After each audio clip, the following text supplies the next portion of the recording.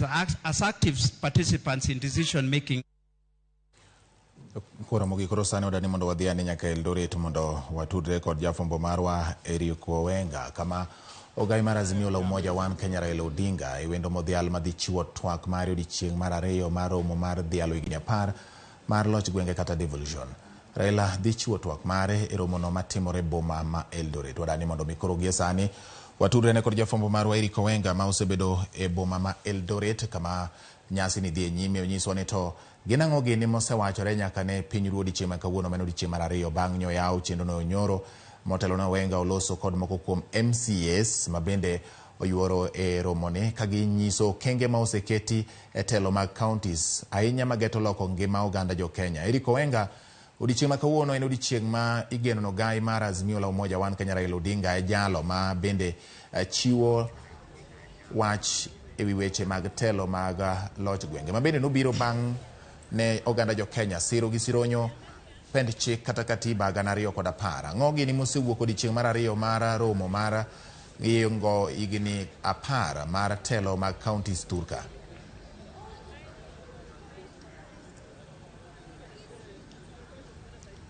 Awinji malera ahinya mana kaka wachono abiro na achiel kachiel ka Eldoret Sports Club kuma kawuono nyono odiochieng' mar ariyo ka chenro mar loch gwenge itemo kendo pod isungo e gwenge gi mano county ma Uasin Gishu kuma gesani Ogai mar Azimio ne en wendo modhial odiochieng' ma kawuono e nyasi ni osemolo kod kweth mage kendo igeno ni obro golo twak nyaparo ni Migosi Odinga en achiel kuom jotelo mosebedo ka ngirore kendo ka siro mokalo loch gwenge e thuru ka higa mokalo ne osunda ahinya kokalo e chenro mane doho oitoko mano mar BBI kana wacho ni ber mondo pok madhine counties ogi kona tamalo 15 nyaka mano ma 35. Koro odiochieng' ma kawuono oganda dawinjo kuome nto ere ber kata okang' ma 10 counties osegoyo higni 10 nyaka ne chake. To odiochieng' ma kawuono bende inya par ni ok en mana josiasa kende emoyuoro ka wan koro oganda mopogore mabende nochopo ka mar duso kendo nyiso gik ma gisoyudo ka gitimo kaluwore kod telo mar devolution. Kaka mano miya thuolo dak achiel atuda kod achiel kuom oganda mabende owuok mane gwenge mamoko kendo chopo ka mar biro mondo ginyis gigo ma gin kod machiegni e Ramogi TV. In en ng'awa ti akanya to kawuono uchopo ka mar timo ang'owa? Erokamano Ramogi TV gi nyinga Johnson Mboya. Awuok e organization mar Global Climate Change and Health Association of Kenya. Wabiro devolution conference abiro under COG and innovation ma wabiro nyiso kaka the youth, the space of the youth nyalo tiyo gi lony masani mondo walok go ngima kata kaka dak ma ji odak.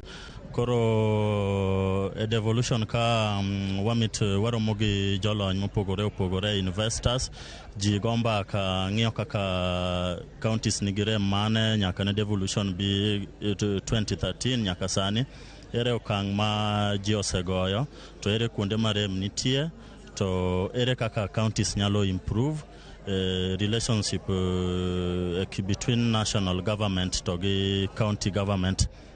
Koro watemo lalore jitemo gombaka jitemo wuoyo mondo ji oyudane ways gi formula ma stakeholders and people involved nyalo come up. Koro for example one kaka innovation mara ne watiyo gi aloko waste diapers ketlo pollution, environmental pollution menace to the environment kendo lilo alwora to koro watiyo gi diapers gi watkaw diapers gi to waloso go fuel, waloso go building and gige gedo mesa, waloso go stool gini gik machalo kamano. Kaka organization akia ni odiochieng' ma kawuono usoyudo ere fuok muyudo ahinya kuom rowere nyaka nubed ka ato ere gima unya recommend kata uchiwo paro mondo tim kendo gi jolony mag devolution?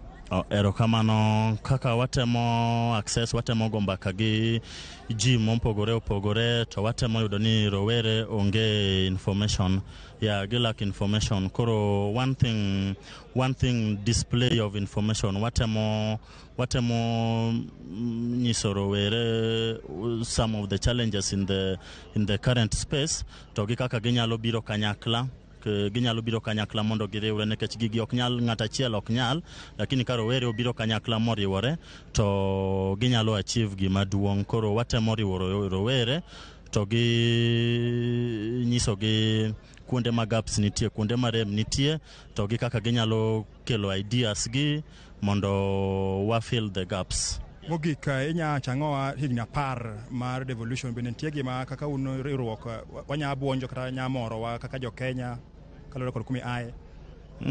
Devolution to no biro 2013, lakini are 2013 nyaka sani devolution osego kang, lakini on the other side bende pod nyaka wach ni nitie kuonde marem nitie manyaka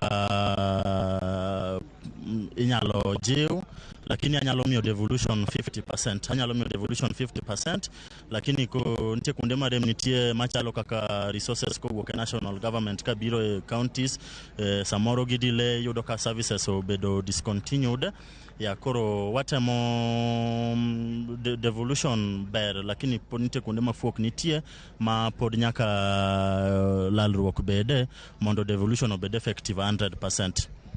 Erokamano mana kakinjo kuom rawerano en gibende gichopo kamano ging'isa giko magitimo to kakamano ng'eni en nyasi madhi nyaka odiochieng' makiny kuma kiny waparo ni jalup jatend piny Rigathi Gachagua biro chopo ka ma bende chiwo twak mamare. Kakamano aduoki nyaka kuma giesani Ogai mar Azimio Raila Odinga osechopo kuma koro oganda duto kaachiel gi jolony mane ochopo ka koro obro goyo kodgi mbaka kendo otem kolo moko kuom fuok mosebedo kanenre higni 10 nyaka ne chak loch mar devolution e thuru ka higa mar 2013. Kakamano aduoki e studio achiel kachiel kok Eldoret Kese sub county, Eldoret Wasikishu County.